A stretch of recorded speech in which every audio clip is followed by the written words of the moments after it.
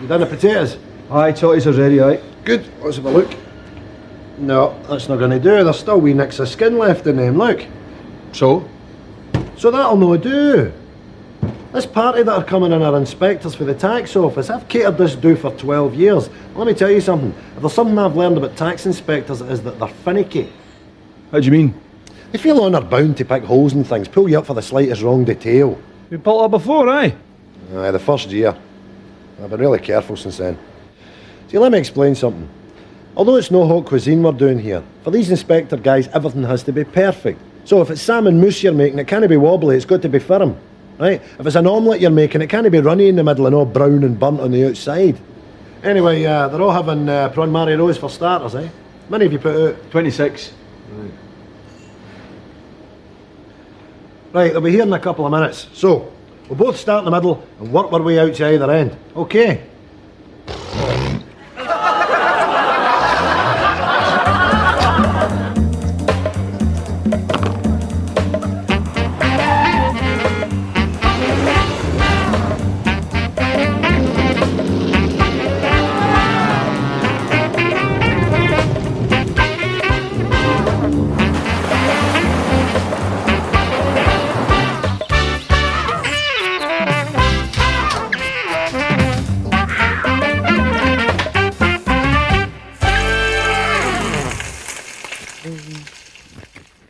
Oh, hi there. Hi there. What are you doing? I am pruning this lemon tree, fella. Oh yeah, it looks as if it needs a prune right enough. Oh here, did I tell you those two girls have moved in next door? Noted. That's why I'm pruning this lemon tree. Don't see the connection. Well, I went down the Chinese garden centre to buy this, because how cool is this going to be? When we invite those ladies round here for a, an evening cool one, little freshener, how cool is it going to be when I just pluck one of these lemons off the tree for the drinks? Oh yeah, and then we go over to the bar, slice the lemons up, put it in the gins. See, that's the sign of a bad party. When you go and they don't have any fruit, any lemons to put in the drink. Perfect. And everybody knows the ladies love flora, fauna, plants, bushes and shrubbery. That's fantastic. Well, get this. I've made a list of other things that we need, right, to attract women in here. Let's see it. Right, get a load of this. Okay. Whoa, it says at the bottom of this list, £7,500. Well, that's what we're going to need to put the place straight. Okay, mind if I do a little bit of pruning? Okay, fire away. Waterbeds, we don't really... Waterbeds are great, though. Oh, yeah. Sex and love. No question they're great, but we can't afford them. Okay.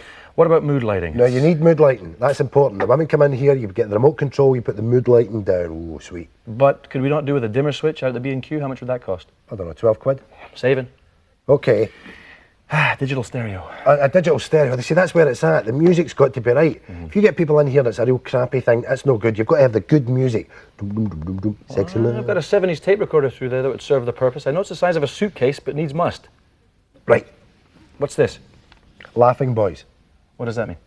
You don't know what Laughing Boys are? No. Right. What we do is we get 6 actors, right, to come here and sit here while the women are here. Every time we make a crack or make a statement, they howl with laughter, right? And that impresses the chicks, you see? Fantastic, but it's 100 quid a skull times 6. Too much. All right, fair enough. There's nothing on that list we can afford, Ford. Yeah. We'll get the lemon tree. That's all we got, the lemon tree. Right. What are you doing? Grab a cushion. We waft the scent from the lemons, right, into the landing. They smell it and they come in. Genius! Come on. Come on, ladies. Smell those lemons.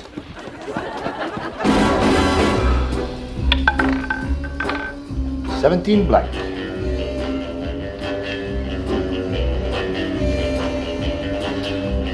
Excuse me, do you mind if I just squeeze in there? Oh, certainly. Sorry, mate. Sorry. Right, I'll have 50,000 on 14. 50,000 on 14.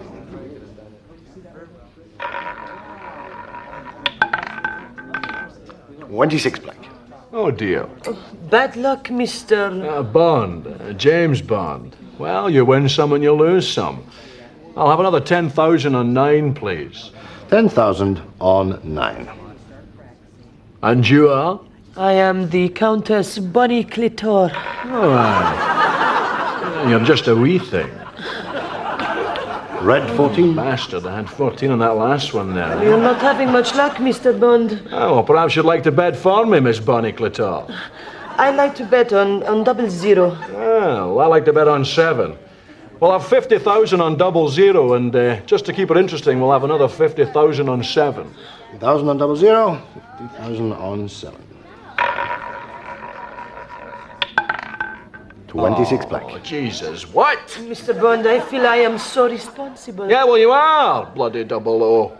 Stupid bitch, eh? Perhaps you'd like to try a bet with mine. Well, that's fair dues, actually, because you owe me 50 grand from that last spin now. Right, we'll have another 50,000 on 7 now. 50,000 on 7. Come on, 7, for Come on, God's sake, 7, come on. 14 red. Oh, bastard! 14 again with the 14. I don't believe it. Perhaps Shut up. Down about 160 grand here in the first 3 minutes. A bag of pish. Hey, you sitting all alone there? Are you feeling blue? Are you feeling lonely? Well, don't. You don't have to. Why? Call some friends, because fun is right here at the end of your fingertips. Call 0811 121 000 for 24-hour fantastic phone fun. If you're looking for a date, you can talk one-on-one instantly. We've got girls for guys, girls for girls, and even mixed doubles. So call, chat and chug on 0811 121 000.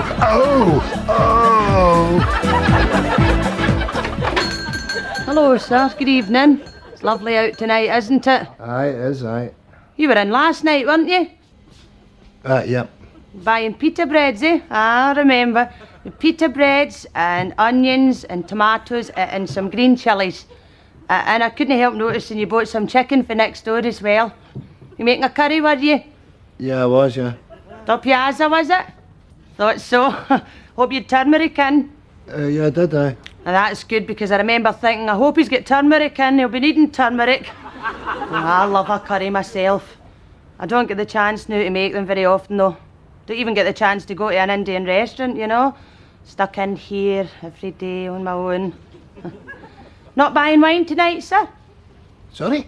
I couldn't help noticing you bought a bottle of white last night. Entertaining, were you?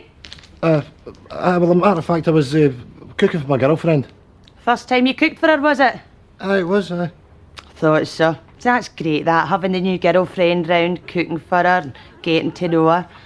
Couldn't tell you the last time I had a fella stuck in here on my own day after day. So what's the story of the night then? Did you make too much to Pazia, did you?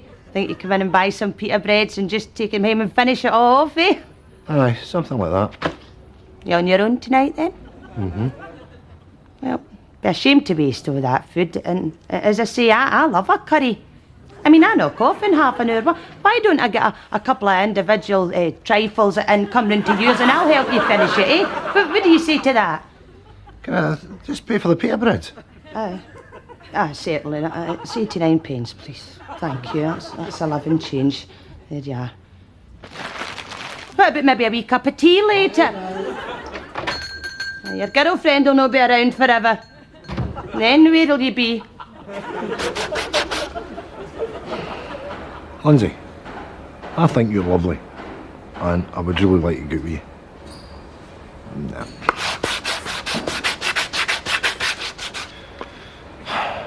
Lindsay, you've got a great body. I'd really like to, make love. Oh, Lindsay, I was thinking there, do you like your dancing? I like your dancing. Do you want to go to the dancing and then go for a curry or something like that? Nah, it's too heavy. Charlie, phone for you. Who is it? Don't know, some bud. Oh, aye. Yeah, Lindsay. What? Fancy going for a curry tonight?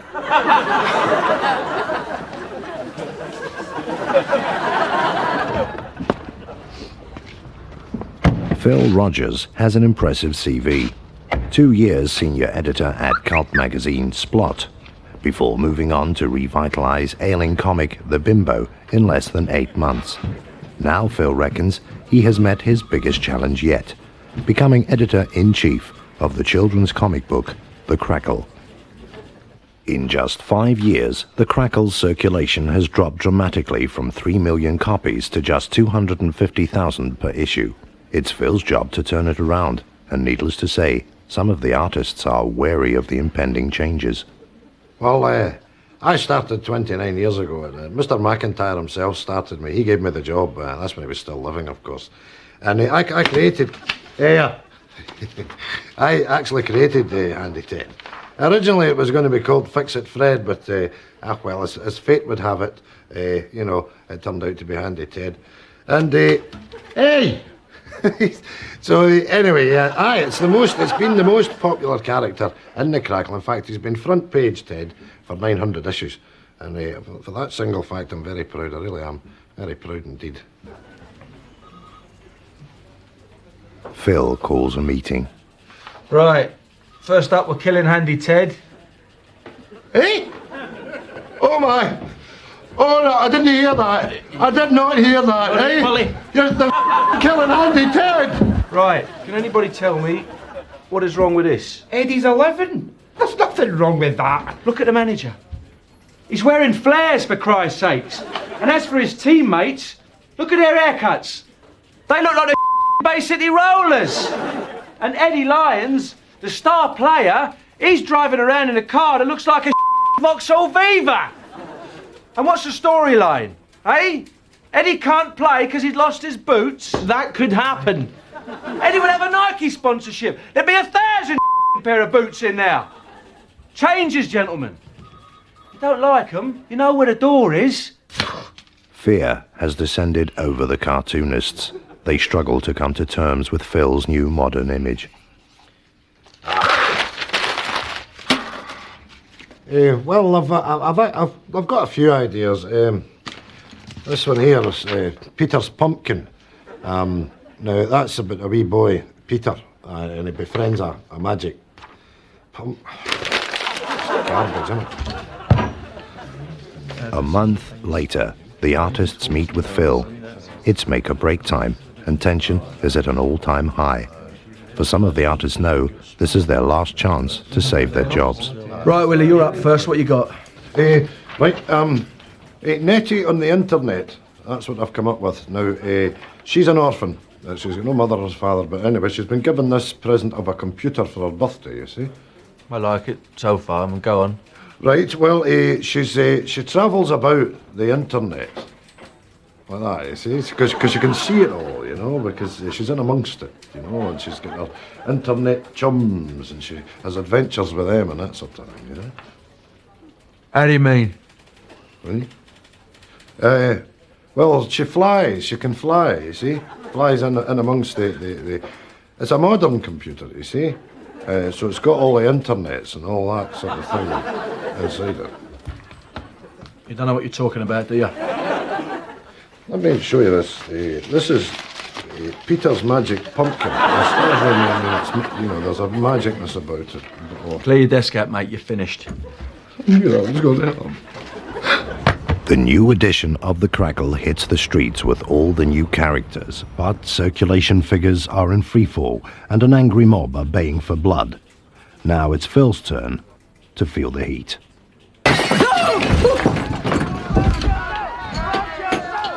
Next week in The Crackle... Yeah, can you get me Willie? I want to talk to him about that pumpkin thing. One of the most dangerous manoeuvres on the road is overtaking. Pay close attention to the idiot on the right, who without signalling pulls out directly into oncoming traffic. There he goes. Now anyone coming the other way has no chance. Luckily in this situation, no one was hurt, and the reckless miscreant is now being detained in Banff Abattoir. Charlie, listen to me. What? Charlie boy, just put the knife down. What's it to you, Jimmy boy? What's it to me? I just don't want to see you doing anything stupid. I want you to think about what you're up to. What do you mean, what I'm up to? Just gonna know. Gonna know what? Gonna know use that knife to spread Philadelphia on your bagel. Jimmy boy, I'll spread Philadelphia with whatever knife I want to. But that's a breed knife, Charlie. Here, use this spreading knife here. I'm no wanting your spreading knife, Jimmy boy. I don't like spreading knives. I like breed knives. You're gonna get Philadelphia all in it, Charlie. So what if I do? I'll take care of it, right? How? I'll wash it in the sink. Well, that's all right, eh? What that then? Have a look at that, see what you think. Okay. Have you had this piece long? No. Right, well, I should ask you if it's insured. Do you know if it's insured?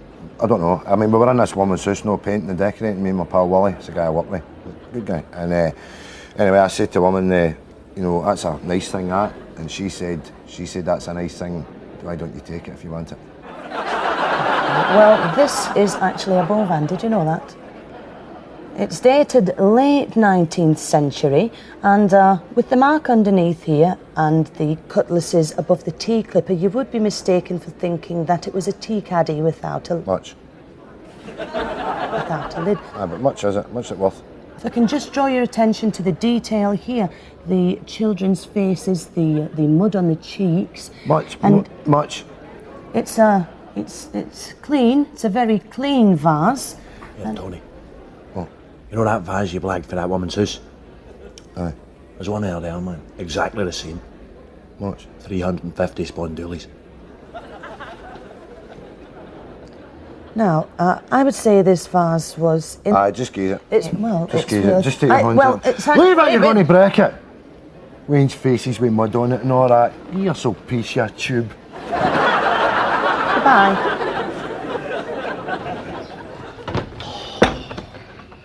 Oh, James, I'm sorry I'm late. Oh, Gary, at last. I was sitting here all on my Jack Jones and thought you were giving me a pure rubber diggy.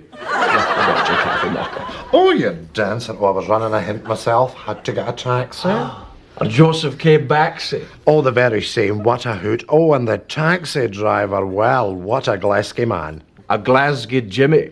Full of the banter. Non-stop. Sitting in the back there, I could hardly make a word out. But the ebb and flow of his phrasing was absolutely delightful. Ah, that's your taxi patter for you. Aye. Well, the general thrust of it was fit bar, the Rangers and the Celtic. Ah, the Glasgow fit by, eh? The Blues versus the Greens. Tell me, Gary, which was he? A dandy Ranger or a battling Celtic? Well, James, that I couldn't tell, but he was very, very nice indeed. At one point, he called me his honey. No. Oh, I tried to tip him, but he just threw it back and said, "Keep it, hon." Ah, the famous taxi banter of the Glasgow Jimmy. The main thing is that the script is cracking and everybody's bursting to get started, you know, and you can't ask for more than that. Hello there. Hello. Aye, I was just across there in Marks and Spencer's getting myself a sweater. I burnt my gudgeon. And I came out and I said, that's definitely him. I'll come across and say hello. I'm sorry, mate. I Ronald don't- Villiers. Ronald Villiers, still nothing. Still... Would he come and pump? Oh, you auditioned for us. That's right. Oh, That's smashing. right. That's Aye, great. That's aye. great. What is it you want? You want directions or something? No, that's not the thing. You see, to let you understand, you see, my phone's out of order. Right. Now, if you've been calling me to maybe let me know how I get on, Yeah. I wouldn't be able to take that call because as I say, my phone's not working. Right. Well, I'll tell you what. Right. Why don't you give your agent a call? Yeah. Right. Give your agent a call and No, maybe. if I could just interrupt you there a wee minute. See, if my agent's trying to phone me, this is the thing, he would need to send me a letter, which would take too long. See, he can't get through because my phone's not working. That's why I thought I'd come over and see how I got on. Well, we're actually just heading back to the office. Aye. Yeah. Well, you see, the thing is, you'll remember I was in for the James Woods things where I played the goon. Oh yeah, the And thug. Yeah. that line, who do you think you're talking to, you monkey? Remember? Ronald, we're just heading back to the office now. Yeah, mate. Do you want me to come with you and we'll get No, sorted? no, it's You see, it's. I don't have my sheet with me, my call Right. sheet, and it tells me who's got what and who's doing what. Well, so I can't say it to you one way or the other, Aye. mate. I mean, well, maybe this is the answer, right? Well, see, the thing is, I'm going to my pals this afternoon, friend of mine, between 12 and 2, and I'll be there, and you could give me a phone there, you know.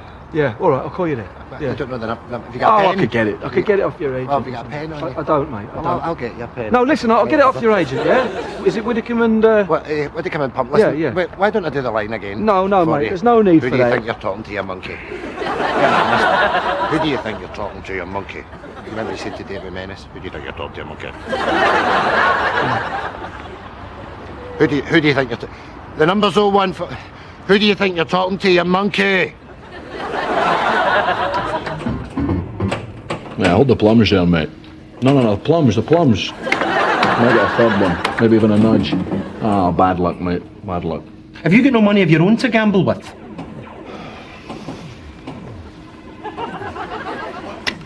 OK, Betty, let's talk some more about the Barrowlands and VE Day. Very peculiar memories, it has to be said. Perhaps we could share some old recollections. Well, the thing that really sticks out in my mind is the bombings, you know, and or the blackouts and what have you. Yes, the blackouts, Betty. Tell us about them. Well, even the gas mantles and the clothes had to be put out. So when you heard the sirens, it was shoot with the lights and up with the black curtains, you know. But we weren't that bothered, because the blackouts were a lot of fun. Because, see, you didn't know who you were up the close with. How did you mean up the close? Well, you'd be up the close with some young fella getting hammered, and all you had to go on was the light at the end of your fag. What about your husband Charlie during the war? I was just glad that Charlie was away in Normandy. Because when the cat's away, you know, that's what my pal Rose used to say. I mind meeting this boy at a party now. He had managed to avoid the draft and I couldn't his horns. His hands? Aye, his fingers. See, they were too long and thick. They're like a big bunch of bananas. So, see, he couldn't pull the triggers on the rifles. But his fingers were perfect for pulling my trigger, if you know what I mean. I didn't know if I was coming or going. Betty, I think if you're saying what I think you're saying, you better not go into that. See, the thing was, I mind sitting next to this boy with the long fingers at a party that my mother had thrown for my sister. And suddenly all the sirens went off and the lights went out and we just got fired into each other. My dress was up and my drawers were down and that was it. I wasn't missing out on that chance. But see, Rose was sitting next to him and also he starts getting her pelters too. Everybody thought we were screaming on account of the bombs. That's thank you. No. We didn't have any of these herpes simplex viruses or the AIDS or any of these venereal hybrids, no. See, when I was younger, you just used to get a big, fat, itchy, bleeding bobby, you know. Either that or the one onion would blow up like a balloon. That was sore, you know. And it would be the umbrella shot. Right up the eye. Oh, hello. What could that be?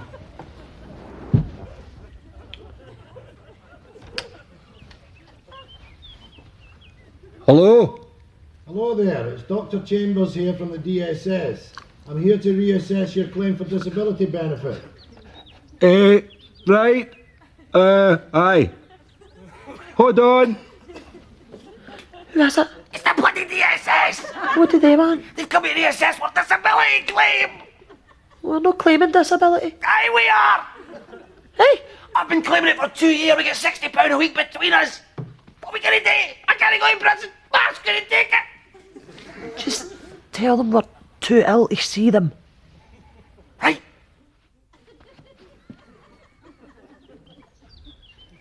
You can't come in. We're no well. Well, I'm afraid I'm going to have to. I have to examine you both. Otherwise you forfeit all your benefits automatically. What? What? Look, it's a new policy. I don't make the rules. Hold on.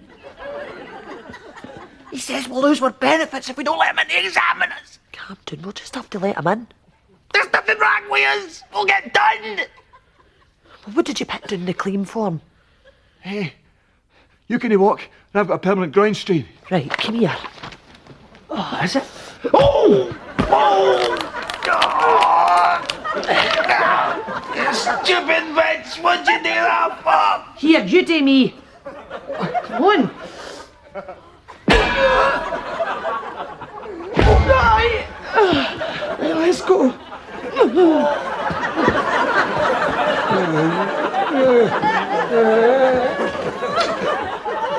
Come away in, Doctor. Thanks very much. Right, Mr. Afsar. Oh. After's next door, mate. 24B. Not it.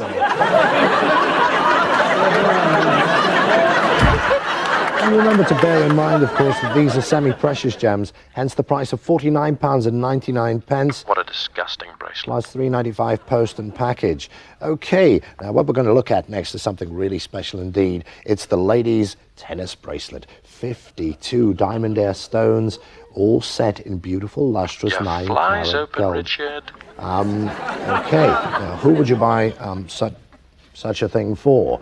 well, maybe you would want to buy it for an anniversary present. Nearly had you there, Richard. Or indeed a birthday present or a graduation present. Now, that would Nearly be had nice. ya. No, you didn't see this earlier on in the programme, because this is the first time for the tennis bracelet on QSC at a price of £125.99 with an order number of 506209. Now, it's not. I'm not doing it any favours by draping it over the back of my stubby old hand. You really ought to see it on the beautiful Paula.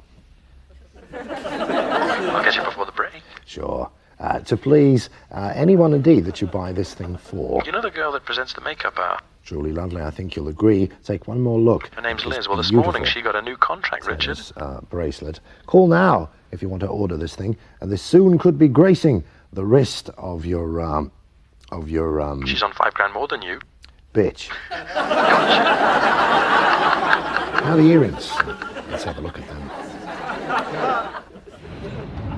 Later tonight, our season of Tartan Briefs continues with The Muthi.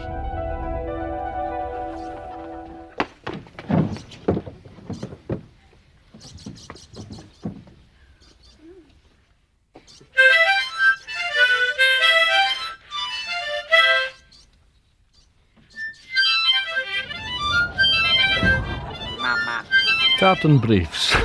Honest, your ma Pest could do a better job.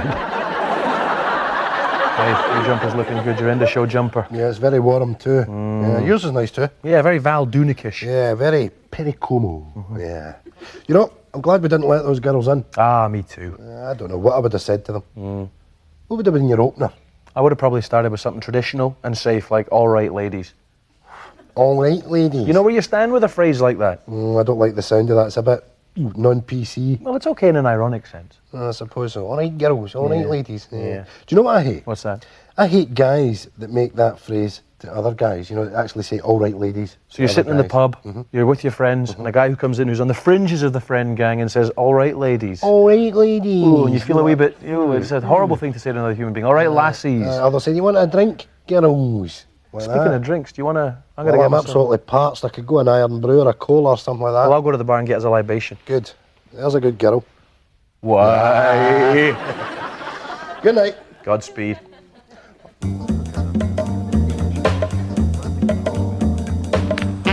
Cheers, squat.